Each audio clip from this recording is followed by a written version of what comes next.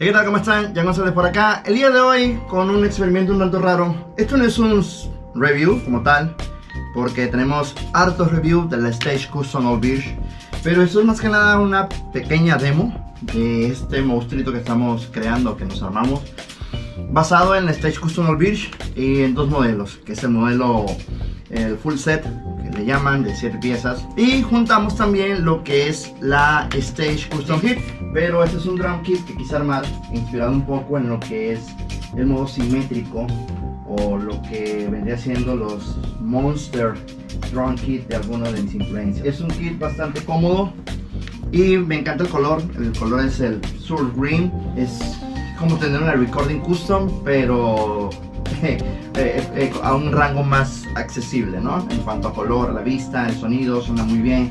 Me encanta, es una batería que a grandes rasgos me fascina, no le pongo pero. Ustedes saben que yo soy fanático de la Stage Custom of BIRCH.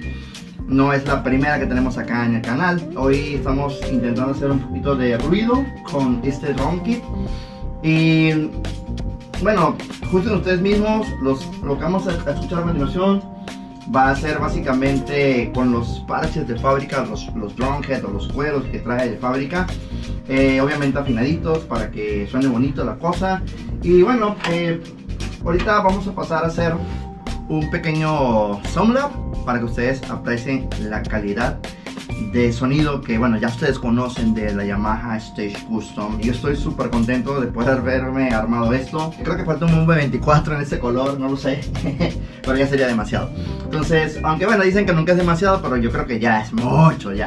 Este kit se configura de la siguiente forma: 8x7, de este lado 10x7, 12x8, 14x13, 16x15, un bombo de 22x17 y un snare drum de 14x5,5. Del lado de lo que es el Stage Custom Hip es un bombo de 20x8, un floor toms que también se convierte en snare drums de 13x8, el rack tom de 10x5 y el snare drums que es de 13x5. Ideal para ondas tipo hip hop o street beat. El kit Stage Custom Hip está brutal. Ya hay reviews acerca de estas series acá en el canal de YouTube, te los voy a dejar en la descripción. Por lo pronto, acompáñenme a ver cómo suena este drum kit.